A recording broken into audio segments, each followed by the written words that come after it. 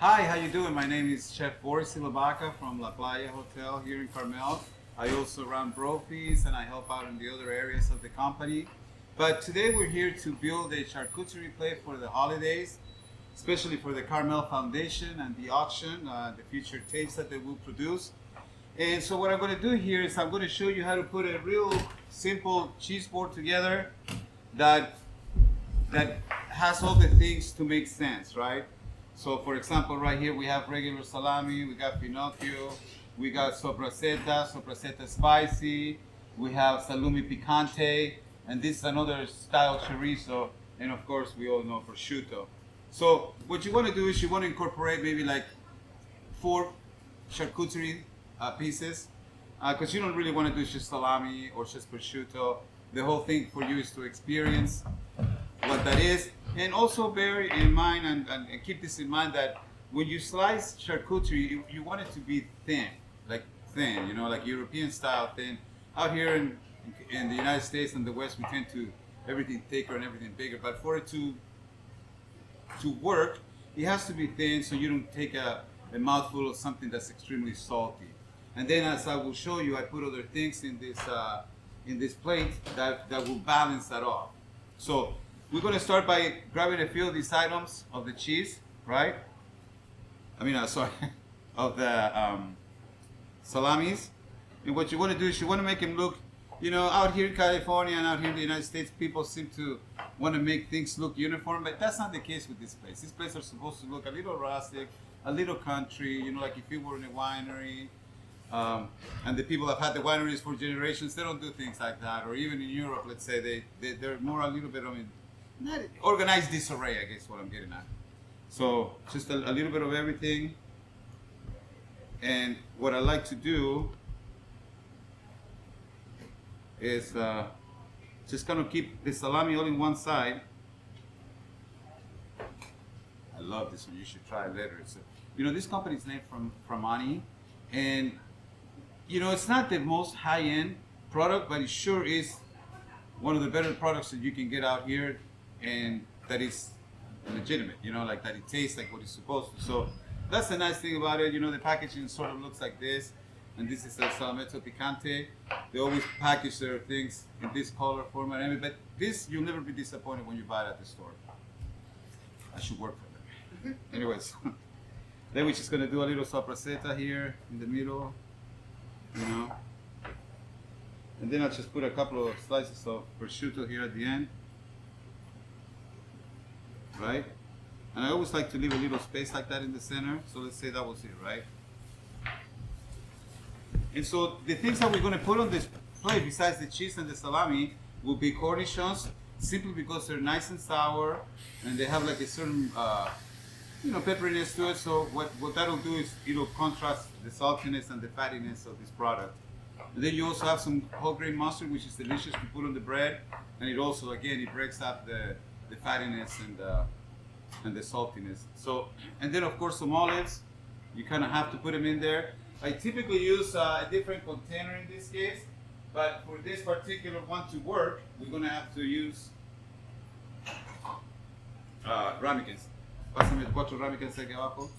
So typically when we do bigger boards, because just so you guys know, when we do them for the company, for the events, this is where they go on. See what I mean? So basically we're doing a version of what would go on there, but on here, right? So for this purpose, pásame una 2 cucharas.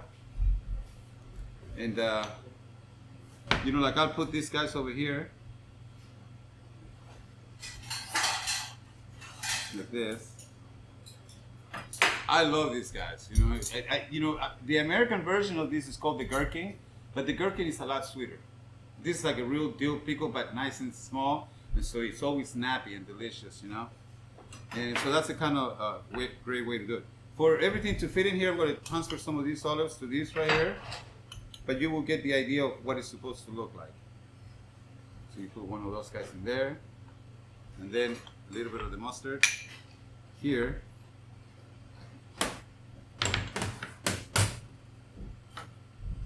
Okay, so there is the meat part with these accoutrements to make sure that You know, olives and charcuterie, of course, it's always been the what most people pair them with. But I like the whole grain mustard and the pickles myself just because of the profile that it produces.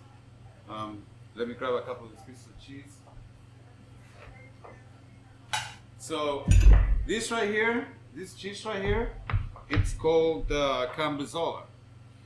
And it's almost like a brie with a little bit of blue cheese in it, but it's delicious. It's really fatty, it coats your roof, and it's a nice piece of cheese to have when it's an area like this. So I'll just put like a piece right there. And then I typically put some of these guys, that is my, I'll go back. And I'll put a little bit of this cheese, which is what I order the most of, and we use it for breakfast and a lot of the other things. It's called manchego. It's a Spanish cheese. It's a little bit dry, but it's really nutty, and it's nice to have. Huh? And then we'll do just a couple of pieces of fontina right there, right? Pasa un poquito de cranberries. So for this, you want to put some fruit in it. In this case, I'm going to use these plums that I have that are really nice.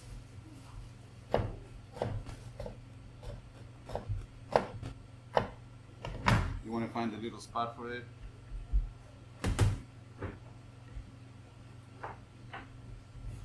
I'm going to do a little bit of apple.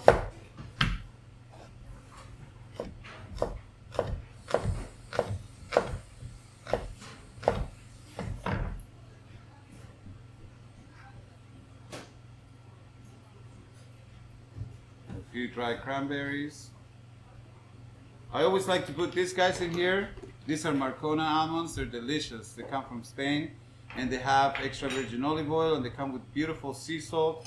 And it's also nice to put in here to break up all the other action right there. I did a little bit of dried cranberries over here for your dry fruit part. And then, of course, at the very end, you want to add a few crostinis to complete the plate.